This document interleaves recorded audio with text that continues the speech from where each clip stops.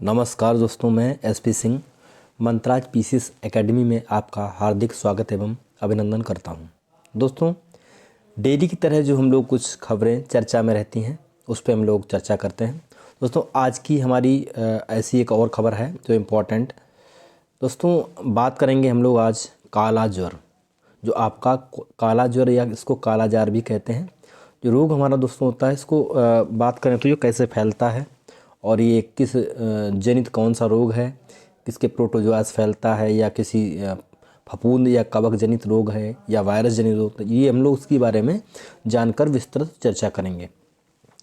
दोस्तों, बात करें जो है भारत में ये 2007 से लेकर के और वर्ष 2022 तक के जो है बीच में आपके आंकड़े जो हैं, तो काला जार जो आपके मामलों की संख्या जो देखी है तो 98.7% घटकर जो है अब कितना, यानी 44,500 थी और अब कितनी हो गई है, 834 हो गई है। तो यानी यह जो बात करें कमी जो है बहुत अच्छी कमी है। और इसमें खासकर जो बात करें तो बिहार है, उत्तर प्रदेश है, झारखंड है, पश्चिम बंगाल, यहाँ पर 632 स्थानिक जो आपके ब्लॉक हैं, तो वहाँ पर जो है ऐसे हैं जिन्हें उन्मूलन का दर्जा प्राप्त है।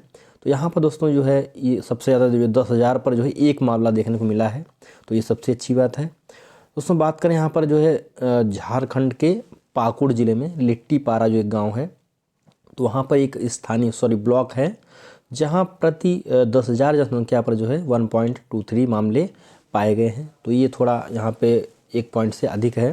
तो यहाँ पे जो है बात करें दोस्तों जो है कि काला ज्वर जो हमारा क्या है, ये कह सकते हैं कि अगर ज़्यादा टाइम हो जाता है तो ये आपकी जानलेवा बीमारी भी हो सकती है। तो ये भी आपको दोस्तों ध्यान रखना है। अब देखो थोड़ा दोस्तों बात करें यहाँ पर जो है ये काला ज्वर जो रोग है आपका काला जार, तो दोस्तों ये कैसे फैलता है। तो ये दोस्तों ये एक होती बीमारी, इसको प्रोटोजोआ जो होता है आपका, ये एक जनित रोग है। प्रोटोजोआ जो है आपकी डिजीज़ है प्रोटोजोआ, तो प्रोटोजोआ से ही फैलता है दोस्तों। और यहाँ पर बात करें दोस्तों प्रोटोजोआ से होने वाली जो बीमारियाँ हैं और सारी कई, जैसे कि आप जानते हैं निद्रा रोग जो है, इसको स्लीपिंग सिकनेस कहते हैं, निद्रा रोग। दोस्तों ये भी क्या है, ये भी आपकी जो है प्रोटोजोआ जनित बीमारी है। उसके बाद बात करें डायसेंट्री, इसको बोलते हैं पेचिस, क्या बोलते हैं, पेचिस है। उसके बाद में मलेरिया है दोस्तों, मलेरिया। उसके बाद में दोस्तों बात करें पायरिया, तो पायरिया, तो ये सब सारी जो आपकी बीमारियां हैं तो ये दोस्तों प्रोटोजोआ से ही फैलती हैं।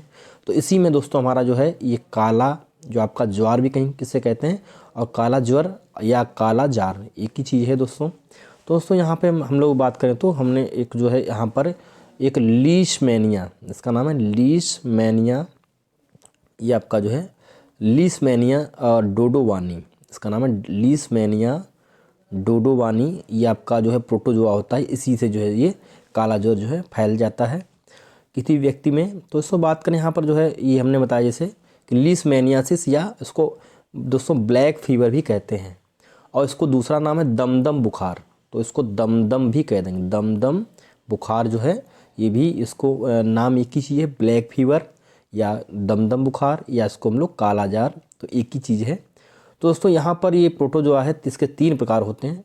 तो ये लीशमैनिया प्रोटोजोआ जो है आंत का लीशमैनियासिस या शरीर के कई अंगों को प्रभावित करता है।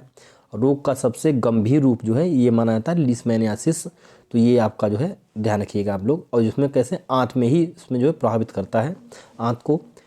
त्वचीय, एक आपका त्वचीय यानी त्वचा को प्रभावित करता है, इसको लीशमैनियासिस कहते हैं, त्वचीय या क्यूटेनियस।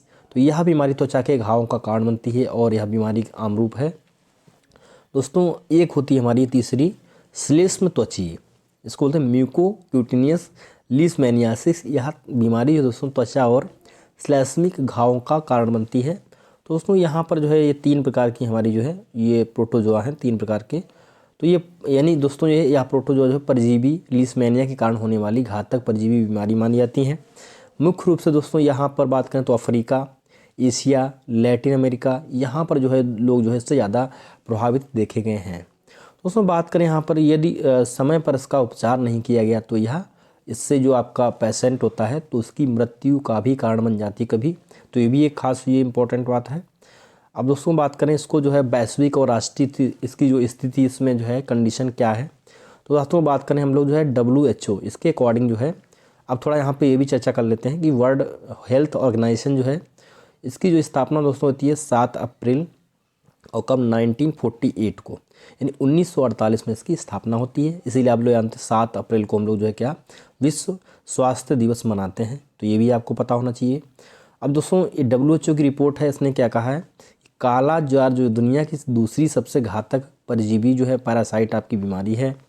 और यहाँ पर बात करें नवंबर 2022 तक 8 देशों, यहाँ पर दोस्तों ब्राज़ील और Eritrea, Ethiopia, Bharat, Kenya, Somalia, दक्षिणी सूडान, तो दोस्तों ये सारे जो है जैसे कि ब्राज़ील आपका ये है अमेरिका का है, उत्तरी अमेरिका, और बाद बाकी इरिट्रिया, इथोपिया और केन्या, सोमालिया, दोस्तों ये हमने बताया था कि आपको ये सारे देश जो हैं कैसे हैं, जो हार्न ऑफ अफ्रीका पर स्थित देश हैं, इरिट्रिया, इथोपिया, केन्या और सोमालिया।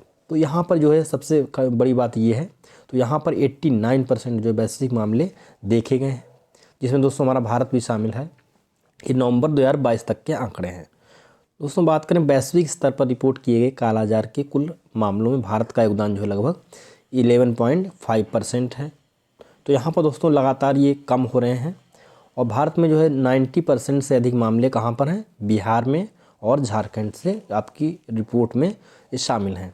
जिसमें बात करें दोस्तों उत्तर प्रदेश में पश्चिम बंगाल ने ब्लॉक स्तर पर अपने उन्मूलन लक्ष्य को हासिल कर लिया है, जिसमें कौन दोस्तों, उत्तर प्रदेश और पश्चिम बंगाल। यहाँ पर भी बहुत पहले आंकड़े हुआ करते थे, लेकिन अब जो है यहाँ पर इसमें बहुत ज़्यादा कमी पाई गई है। अब दोस्तों बात करें संचरण, ये कैसे इसका संचरण होता है, फैलता कैसे है, स्प्रेड कैसे होता है। यह एक संक्रमित मादा फ्लेवोटोमाइन सैंड फ्लाई होती है दोस्तों, मक्खी होती है, इसके काटने से मनुष्यों में फैल जाता है। दोस्तों इसके संकेत और लक्षण क्या होते हैं, तो यहाँ पर बात करें दोस्तों बुखार आना, वजन घटना, रक्ताल्पता मीन्स होता है खून की कमी हो जाना, जिसको एनीमिया बीमारी कहते हैं, तो वो अलग हो जाती है, लेकिन यहाँ पर खून की कमी भी देखने में मिलती है। दोस्तों यहाँ पर जो है लीवर एवं प्लीहा का जो है इसके बढ़ना, तो ये भी जो है बात दोस्तों इसके जो है लक्षण है मुख्य। तो यहाँ पर बात करें दोस्तों निवारण के लिए क्या क्या हमको करना है, दोस्तों जो आपकी कालाजार की रोकथाम में सैंड फ्लाई जो मक्खी आपकी होती है, तो उसमें प्रजनन स्थलों को कम करने और लोगों को सैंड फ्लाई के काटने से बचाने के उपाय शामिल हैं। तो दोस्तों यहाँ पर बस एक ही इसका बचाव जो सबसे अच्छा होता है कि जैसे कीटनाशकों का प्रयोग, मच्छरदानी और विकर्षक के उपयोग के साथ साथ आवास की साफ़ सफाई, स्वच्छ पानी एवं स्वच्छता के माध्यम से इस रोग का निवारण किया जा सकता है। दोस्तों जानते हैं कि हमारे जो प्रधानमंत्री हैं उन्होंने जो है दोस्तों 2014 में 2 अक्टूबर को, यानी 2 अक्टूबर 2014 क्या चलाया था, हमारे यहाँ पर स्वच्छ भारत अभियान जो है ये स्टार्ट हुआ। इसके तहत दोस्तों आप लोग जानते हैं कि यहाँ पे जैसे कि बताया गया है कि आवास की सफाई, स्वच्छ पानी, स्वच्छता माध्यम, तो ये हर जगह पर जो है लगभग ऐसा हो रहा है, और लोग जो है स्वच्छ भारत अभियान को आगे प्रोत्साहित भी कर रहे हैं। तो ऐसा दोस्तों जो है करने से क्या होगा, इस बीमारी को रोका जा सकता है।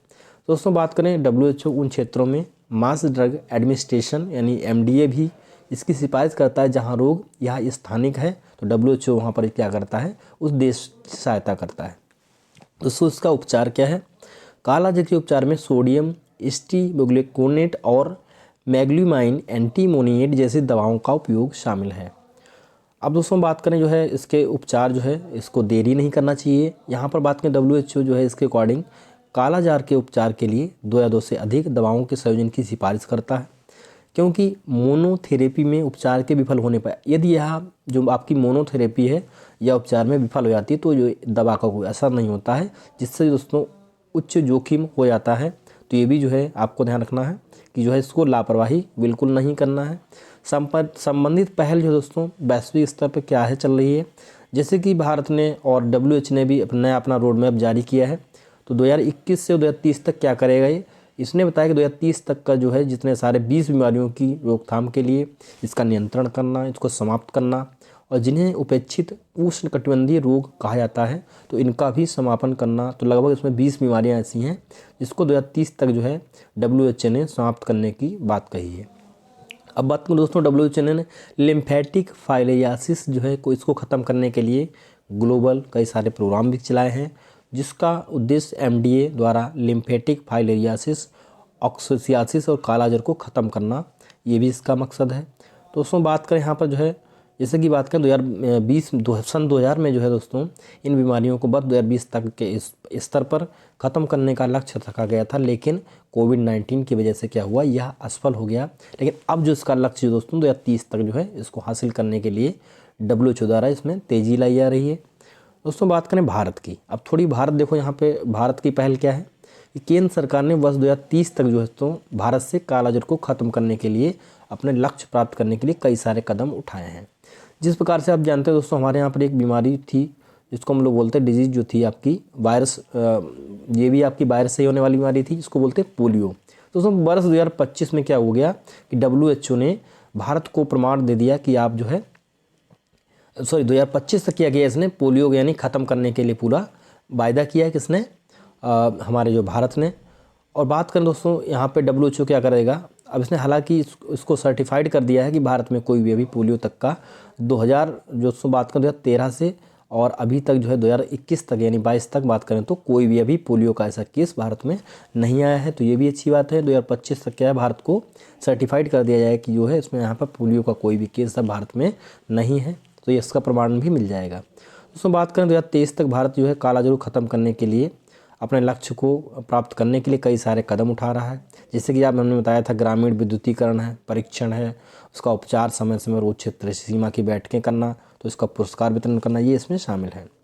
दोस्तों बात करें यहाँ पे केंद्र एक्टिव केस डिटेक्शन, सर्विलांस, इलाज और डायग्नोस्टिक किट दवाओं इसका जो है स्प्रे करना, तो मेन जो है ये राज्यों की मदद कर रहा है। बात करें दोस्तों राष्ट्रीय कालाजार उन्मूलन कार्यक्रम जो है हमारी जो राष्ट्रीय स्वास्थ्य नीति है, उसने 2002 ने 2010 तक जो है भारत में कालाजार उन्मूलन का लक्ष्य निर्धारित किया था, जिसे संशोधित करके 2015 कर दिया गया है। यहाँ आप दोस्तों बात करें जो है जैसे कि आप जानते हैं कि ये कालाजार उन्मूलन के लिए भारत है, बांग्लादेश है, नेपाल, एक इसने अपने त्रिपक्षीय जो है समझौता भी इस पर हस्ताक्षर किए हैं कि तीनों देश मिलकर के क्या करेंगे, सामने यानी आए हैं और इसको जो है कालाजार को ख़त्म करेंगे। तो यहाँ पर दोस्तों भारत, बांग्लादेश और नेपाल 3 देशों के साथ समझौता हुआ, ये भी आपको ध्यान रखिएगा। कालाजार से संबंधित वर्तमान में कार्यक्रम संबंधी सभी गतिविधियों को राष्ट्रीय वेक्टर जनित रोग नियंत्रण कार्यक्रम जो दोस्तों, इसके माध्यम से यहाँ पर एक हमारे यहाँ प्रोग्राम चलाया जाए, इसका नाम है अम्ब्रेला कार्यक्रम, और राष्ट्रीय स्वास्थ्य मिशन जो है इसके द्वारा जो है इसका जो है ख़त्म करने के लिए प्रोग्राम चलाए जा रहे हैं। दोस्तों यह हमारी जो आज की जानकारी थी, काफ़ी जो इम्पोर्टेंट जानकारी है। अब दोस्तों बात करें यहाँ पर जो है कुछ और भी बीमारियाँ, जैसे कि मान लीजिए बात करें जो कबक से होने वाली बीमारी कौन कौन सी हैं। कबक से बात करें तो जैसे कि दमा है आपका, उसके बाद में गंजापन, जिसे लोग आजकल आम आदमी जो देखा होगा खासकर, तो आपका जो है बाल झड़ने की समस्या जो है, और दाद है। उसके बाद में एथलीट फुट, जो पैर की बीमारी, जिसे पैर, जिसको हाथी पाँव बीमारी भी कहते हैं, और खाज है। तो ये सारी बीमारी जो है दोस्तों किससे फैलती हैं, ये आपकी कबक से फैलती हैं, या कह सकते हैं इसको फफूंद जनित रोग कहते हैं, या फंगल डिजीज़ भी इसको कहते हैं। अब दोस्तों बात करें और ऐसी कई सारी बीमारियां, जैसे कि जानते हैं आप जो है वायरस से होने वाली, जैसे कि आप जानते हैं इसमें हमारे यहाँ पर बहुत ज़्यादा अभी नहीं है, लेकिन बात करें तो चाइना, तो चीन से ही हमारे यहाँ कोविड-19 जो आया था, उसी से अभी भी देखें आप जो है कई सारे देश प्रभावित हैं। जिसमें दोस्तों बात करें जो है यहाँ पर कि जो ये वायरस से होने वाले रोग कौन कौन से, तो कोरोना भी क्या है, वायरस का ही एक सदस्य, फैमिली का यानी सदस्य है। तो यहाँ पर बात करें दोस्तों जो आपका एड्स है, उसके बाद में चेचक है, उसके बाद दोस्तों ये आपका इन्फ्लुएंजा है। दोस्तों ये क्या होता है, इन्फ्लुएंजी जो है वायरस से होता है, जिसको फ्लू भी कहते हैं, फ्लू।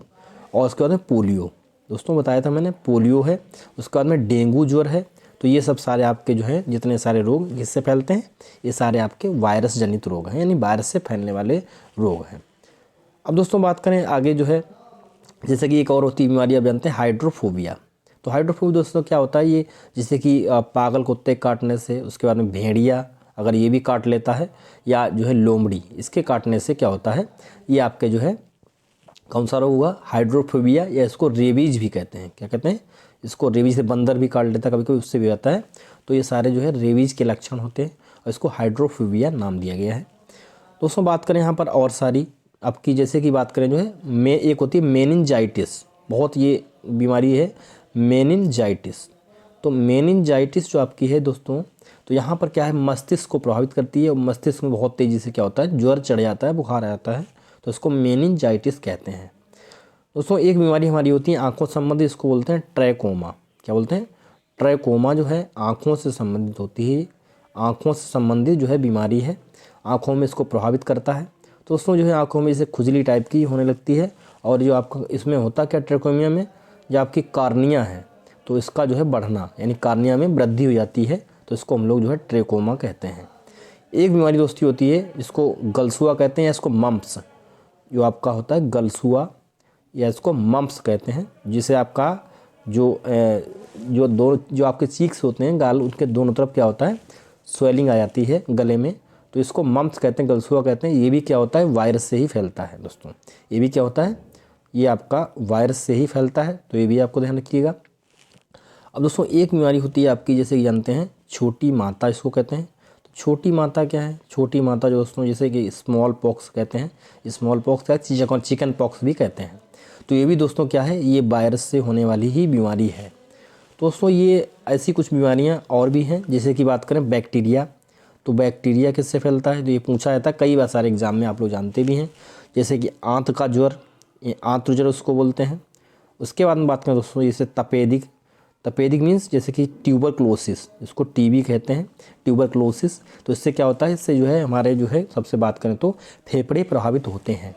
तो यहाँ पर दोस्तों बात करें जो है कि माइक्रोबैक्टीरियम ट्यूबरक्लोसिस जो होता है आपका, उससे फैलने वाली जो है तपेदिक बीमारी है, या इसको ट्यूबरक्लोसिस के नाम से भी जानते हैं, या इसको एक दूसरा नाम दिया गया एक्छमा भी इसको जो है टीबी को कह देते हैं। फिर दोस्तों और जो हमारी बैक्टीरिया से कौन सी बीमारी, जैसे प्लेग है आपका, ये भी बैक्टीरिया जनित रोग है, जैसे चूहों से फैलता है ये।